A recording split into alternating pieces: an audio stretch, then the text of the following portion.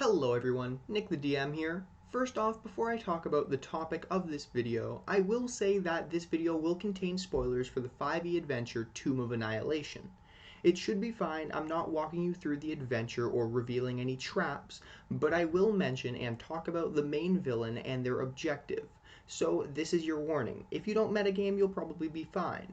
But that's my warning, so now let's get on with the video. Okay, so I have no idea what the title of this video is going to be. Acererak was wrong, the Atropal in Tomb of Annihilation was not an Atropal, something like that, hopefully catchy and not as wordy, but whatever. So, in the 5e module, Tomb of Annihilation, the Lich Acererak has built a device called the Soulmonger to feed souls to an undead abomination called an Atropal. Acererak's plan is that feeding these souls to the Atropal will nourish it to godhood. However, the Archlich might be mistaken on this one because what he has is not an Atropal. Now let me explain.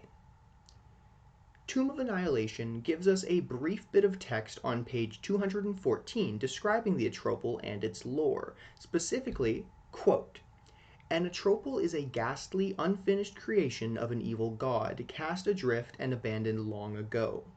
Since an Atropal was never truly alive, it can't be raised from the dead or resurrected by any means. Even divine intervention can't breathe true life into this hateful, miserable horror." End quote. Now remember that first line about it being an unfinished creation of an evil god because that's going to be important later. Atropals have been around since 3rd edition, being in 3rd, 4th, and 5th now. The first thing that cued me into thinking that Acererak was wrong was the fact that the Atropal from 3.5 is from the Epic level handbook and has a challenge rating of 30, much higher than the 5th edition's CR 13. But challenge rating discrepancies happen a lot between editions, so that's not very sound evidence. However, what does the lore say about Atropals in 3.5? The text in the Epic level handbook says, quote, "Atropals are stillborn godlings who spontaneously rise as undead." End quote. Now, the Epic level handbook has a lot more awesome flavor text and physical descriptors, which are pretty much the same as 5th edition, barring the fact that the 3.5e text makes it seem much more dangerous. We are looking at that first line again. Atropals are stillborn godlings who spontaneously rise as undead.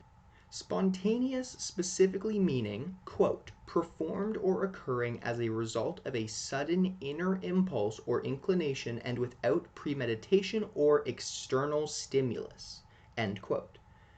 So that basically says it wouldn't have been raised by an evil god needing no external stimulus, that being any external force, any divine being. But maybe I'm just being picky. What does the 4th edition text say? In the 4th edition Monster Manual number 1, it says, quote, "Atropals are unfinished godlings that had enough of a divine spark to rise as undead. A few Atropals roam freely across the plains, while others are sealed away in separate realms or buried beneath the ruins of dead civilizations." End quote. Okay, so unfinished is the same term used in 5th edition, but it mentions that the Atropal itself has enough of a divine spark to rise as an undead, not be risen, implying yet again that it did it itself. Also, after some conversions, a Atropal from 4th edition has basically a challenge rating of 24 as a solo encounter in that edition, making it closer to 3rd edition's version by a wide margin in the challenge rating department. Now, of course, this may show that the, quote, Atropal that Acererak has isn't the same as a normal Atropal. But if that's the case, what is it? Well, I actually have an answer/theory for that as well. Let's go back to 3rd edition, specifically the Libris Mortis, the Book of Undead. On page 84 of the Libris Mortis, it lists a monster called the Atropal Scion. The Atropal Scion has the same physical descriptors, hairless, overly large head, glassy, vacant eyes, etc. However, the lore behind the Scion is what makes this interesting. Quote, "Atropal Scions are clots of divine flesh given form and animation by bleak-hearted gods of death. When a stillborn godling rises spontaneously as an undead, a great abomination is born. If that abomination is defeated, but any fragment or cast-off bit of flesh remains, an atropal scion may yet arise from those fragments, lessened in power from its divine beginnings, but no less hateful for its stature.